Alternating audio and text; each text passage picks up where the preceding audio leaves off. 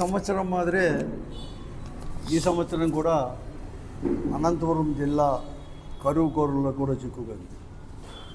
వరుణదేవుడు దయాదాక్షిణ్యం లేదు ఈ జిల్లా పైన. పాలకులు కూడా ఎక్కడ కానీ రైతాంగం పైన కానీ జిల్లాలో నెలకొన్న వర్షాభావ పరిస్థితుల గురించి కూడా ఆలోచన చేసే టైం కూడా లేకునే పరిస్థితుల్లో ఉండేసి ఈ జిల్లాలో రైతుల యొక్క పరిస్థితి మరొక మారు అగమ్య గోచరంగా కూడా తయారైపోయింది. గత సంవత్సరం అటువంటిదే, ఈ సంవత్సరం అటువంటిదే. ఇంతవరకు వర్షాలు రాలేదు. మొదట్లో ప్రారంభంలో ఆరుద్ర కార్తెలో ముగిసర కార్తెలో వర్షాలు పడితే బాగా వస్తాయని చెప్పి ఎంతో ఆశతో రైతాంగం జూన్ మొదటి వారము రెండో వారంలోనే కొద్దిగా వేరుశనగ, ఎక్కడ పదునైతే అక్కడ వేరుశనగ, ఇతర పంటలు పత్తి కానీ ఆముదము కందులు ఇటువంటివన్నీ కూడా పంటలు వేసుకోవడం జరిగింది. ఆ పంటలు కూడా పూర్తిగా కూడా వాడుబట్టాయి, ఎండిపోయే పరిస్థితి ఉంది. గ్రోత్ అనేది లేకుండా దాదాపుగా 2 మాసాలు కావస్తున్నా కూడా గ్రోత్ అనేది కూడా లేకుండా పరిస్థితి కూడా నెలకొని ఉంది. ఈ జిల్లాలో దాదాపుగా సాధారణ సాగు విస్తీర్ణమే 15 లక్షల నుంచి 15 లక్షలకు పైబడి అనేది కూడా ఉండేది. ఒకప్పుడు 18 లక్షలు ఉంటే రాను 15 లక్షలకు పైబడి కూడా ఈరోజు కూడా జిల్లాలో సాగు విస్తీర్ణం అనేది కూడా గత 5 సంవత్సరాల నుంచి 6 సంవత్సరాల నుంచి జరుగుతూ ఉంది. కానీ ఈ సంవత్సరం ఇంతవరకు కూడా కార్తెలు అయిపోయింది.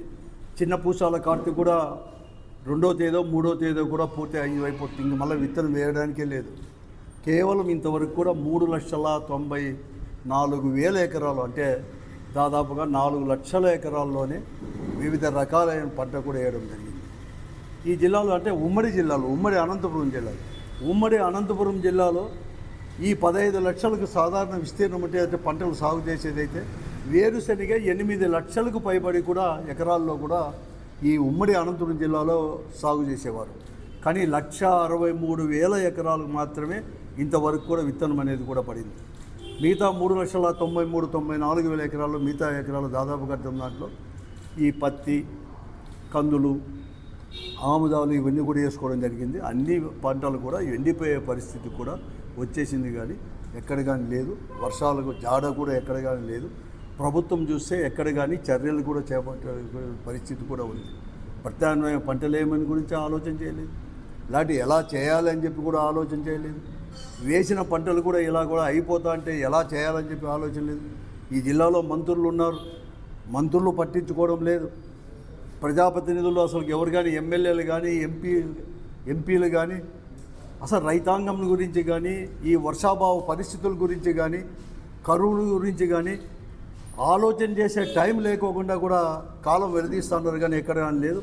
వీరు ఇలాగ ఉంటే ఈరోజు అధికారులు కూడా ఈరోజు వ్యవసాయ అధికారుల నుంచి కలెక్టర్ వరకు కూడా ఎక్కడ కానీ ఈ కరువు పరిస్థితుల్లోంచి ఎలా బయటపడాలి, లేకపోతే ఇప్పుడు ఎదురయ్యే పరిస్థితులు ఎలా ఎదుర్కోవాలని చెప్పేసి ఒక ప్రణాళిక, ఒక కంటింజెన్సీ ప్లాన్ లేకోకుండా ఉండే పరిస్థితి ఈ జిల్లాలో ఉంది. ఇటువంటి పరిస్థితి ఎప్పుడు కానీ, ఎందుకంటే కరువు అనేది అప్పుడప్పుడు వస్తున్నా కూడా అనంతపురం జిల్లాకు ఉన్నా కూడా ఈ పరిస్థితి అంటే పాలకులు దీని గురించి ఆలోచన చేసే పరిస్థితి లేకుండేది మొట్టమొదటిగా నేను నా ప్రజా జీవితంలో ఇన్ని సంవత్సరాల నుంచి మొట్టమొదటిగా నేను చూస్తూ ఉన్నాను. పోయిన సంవత్సరం కూడా అంతే. ఎందుకంటే అందరూ అంటారు చంద్రబాబు నాయుడు గారు ఎంబడే కరువును కూడా పిలుచుకొని వస్తాడని చెప్పేసి. అసలు చంద్రబాబు నాయుడు కరువు అనేది కూడా కవల పిల్లలను కూడా అంటారు.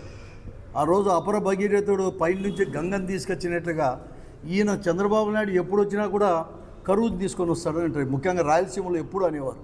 ఆ పరిస్థితే పోయిన సంవత్సరం ఈ సంవత్సరం చూస్తే అర్థం కూడా అవుతా ఉంది. కానీ ఎక్కడ కానీ పట్టించుకోలేని పరిస్థితి కూడా. పోతే పని హెచ్ఎల్సీ చూస్తామంటే నీళ్ళంటే తుంగభద్ర డ్యాములో నుంచి పొంగి సముద్రం పాలవుతున్నా కూడా వీరు ప్రణాళిక లేని కారణంగా ఈరోజు వర్క్స్ అనేది కూడా కంప్లీట్ చేయడం వల్ల ఆలస్యంగా కూడా తీసుకొని రావడం జరిగింది. ఆ పరిస్థితి వారు అంటే ఎక్కడ కానీ శ్రద్ధ అనేది కూడా పాలకులు లేదని చెప్పేసి దీనివల్ల కూడా అర్థమవుతూ ఉంది. ఈరోజు ఇన్సూరెన్స్ అనేది కూడా గతంలో జగన్మోహన్ గారు ముఖ్యమంత్రిగా ఉన్నప్పుడు రైతాంగానికి భారం కలిగించకూడదని చెప్పేసి ఇన్సూరెన్సే ప్రభుత్వమే చెల్లించేది. కానీ చంద్రబాబు నాయుడు గారు ముఖ్యమంత్రి అయినాక గత సంవత్సరం నుంచి రైతులు ఏదైతే చెల్లిస్తున్నారో ప్రీమియం రైతులే చెల్లించుకోవాలని చెప్పి నిబంధన వలన గత సంవత్సరం కూడా ఎవరు కానీ కట్టలేకపోయారు. ఈ సంవత్సరం కూడా డేట్ అనేది పొడిగించినా నిన్నటితోనే అది కూడా ముగిసిపోయింది. ఇంకా చాలామంది రైతులు కూడా ఇంతవరకు కూడా ఇన్సూరెన్స్ కూడా కట్టలేని పరిస్థితి కూడా. కట్టిన వారు కూడా ఎక్కువ మంది వేరుశనగ అని చెప్పేసి నమోదు చేసుకోవడం, దానికి ప్రీమియం కట్టడం. ఈరోజు వేరుశనగ విత్తనమే 1,63,000 ఎకరాల్లో ఉంది. విత్తనం వేయలేని భూమే దాదాపుగా కూడా 12 లక్షల ఎకరాలు పైబడి కూడా దాదాపుగా 12 లక్షల ఎకరాల్లో విత్తనమే వేయలేదు ఇంతవరకు కూడా. వారి పరిస్థితి ఏమి? ఇన్సూరెన్స్ కట్టినా కూడా కట్టని వారి పరిస్థితి ఏమి? ఎక్కడ కానీ చేసుకోలేకపోయింది. పోతే పోనీ రైతులు ఏమన్నా ఆదుకున్నా అంటే గత సంవత్సరం కూడా ఒకప్పుడు జగన్మోహన్ రెడ్డి గారు ముఖ్యమంత్రిగా ఉన్నప్పుడు రైతు భరోసా కింద 13,500 వచ్చేది. కేంద్ర ప్రభుత్వం ఇచ్చే వారు ఇచ్చే దాంతో కలిపి అమౌంట్తో కలిపి 13,500 ఇచ్చేది. ఈరోజు చంద్రబాబు నాయుడు గారేమో ఎన్నికల మేనిఫెస్టోలో మేము 20,000 ఇస్తాం కేంద్రంతో సంబంధం లేకుండా అని చెప్పి, ఎన్నికలు అయిపోయిన తర్వాత కలిపి ఇస్తాము 20,000 అని చెప్పినా కూడా గత సంవత్సరం పూర్తిగా కూడా ఇవ్వలేకపోయారు. ఒక పిఎం కిసాన్ దాని కింద వచ్చే 6,000 తప్ప రైతు రాష్ట్ర ప్రభుత్వం నుంచి వచ్చేది కూడా పూర్తిగా కూడా రైతులకు ఎగనామం పెట్టేశారు. ఈ సంవత్సరం కూడా ఇస్తారేమో అనుకుంటే ఇదిగో అదుగో అని చెప్పి కేంద్రాంతో ముడిపెడతా ఉన్నాడు. మళ్ళీ ఈకేవైసీ చేసుకోండి అంటున్నాడు. తర్వాత ఎన్పిసిఐకి లింకే కాలేదని చెప్పి చాలామంది చెప్తున్నారు. ఇంతవరకు కూడా ఎక్కడ కానీ ఇంకా ఇప్పుడు లింకే కాలేదు ఎన్పిసిఐ కంటే ఎప్పుడు లింక్ చేసుకుంటారు, ఎలా రైతులను ఆదుకుంటారు అనేది కూడా ఇంతవరకు ఎవరు కానీ అధికారులు కూడా చెప్పలేకపోతున్నారు. ఇదే జగన్మోహన్ రెడ్డి గారు ముఖ్యమంత్రిగా ఉన్నప్పుడు 5 సంవత్సరాలు కూడా ఈ రాష్ట్రంలో దాదాపుగా కూడా ఇదంతా కూడా 13,500 ప్రతి రైతుకు 53,74,000 మందికి, అంటే more than nearly about 54 lakhs రైతాంగానికి అనేది కూడా ఆ రోజు కూడా రైతు భరోసా కింద ఇస్తూ ఉండే. కానీ ఇంత 53 లక్షలకి కేంద్ర ప్రభుత్వం రాష్ట్ర ప్రభుత్వం ఇస్తూ ఉంటే ఆ రోజు, ఈరోజు కేంద్ర ప్రభుత్వం మాత్రం ఇస్తే అది 48 లక్షలకి, అంటే దాదాపుగా 4-5 లక్షల మంది తీసేస్తారు. ఈ ఒక్క అనంతపురం జిల్లాను జగన్మోహన్ రెడ్డి గారు ముఖ్యమంత్రిగా ఉన్నంత వరకు కూడా రైతాంగానికి 5,74,000 మందికి ఈ జిల్లాలో, ఉమ్మడి అనంతపురం జిల్లాలో 5,74,000 మందికి ఆ రోజు ఎందుకు రైతు భరోసా ఇచ్చేవారు. ఈరోజు ఎంతమందికి ఇస్తారో కూడా తెలియదు, ఎవరికి ఇస్తారో కూడా తెలియదు. ఇంకా ఎన్పిసిఐ కాలేదంటున్నారు, ఈకేవైసీ లింక్ కాలేదంటున్నారు, ఈకేవైసీ కూడా కాలేదంటున్నారు. లాస్ట్కి ఈ పరిస్థితి ఏమనేది కూడా ఇంతవరకు కూడా అర్థం కాని పరిస్థితి. ఈరోజు కూడా హెచ్ఎల్సీ కింద చూస్తే నీళ్ళేం రాలేదు.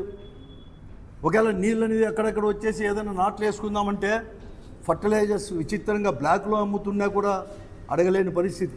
నేనే 2 మాసాల కిందటే ఈ ఎరువుల గురించి ప్రైవేటు వ్యాపారస్తులు ఎక్కడ కానీ దించుకోలేదని చెప్పేసి 2 మాసాల కిందటే ప్రభుత్వానికి నేను చెప్పినాను.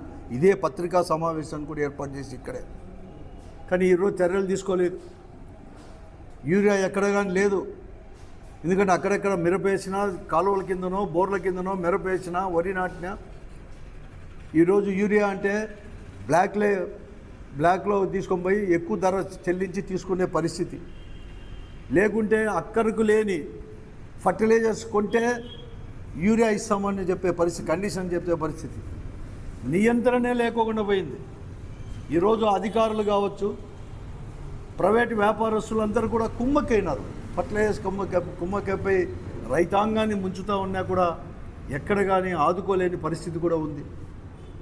విచిత్రంగా బోర్లన్నీ కూడా ఈరోజు ఎండిపోతున్నాయి. దినదినానికి బోర్లలో నీళ్లు, గ్రౌండ్ వాటర్ కూడా డిప్లేట్ అయిపోతున్నాయి, తగ్గిపోతున్నాయి. దిక్కు హార్టికల్చర్ ఎక్కువ మన జిల్లాలో కూడా, వారి పరిస్థితి కూడా అగమ్యగోచరంగా కూడా తయారైపోయింది. లక్షలు పెట్టుబడి పెట్టి అంతా కూడా దెబ్బతినే పరిస్థితి కూడా వచ్చేసింది.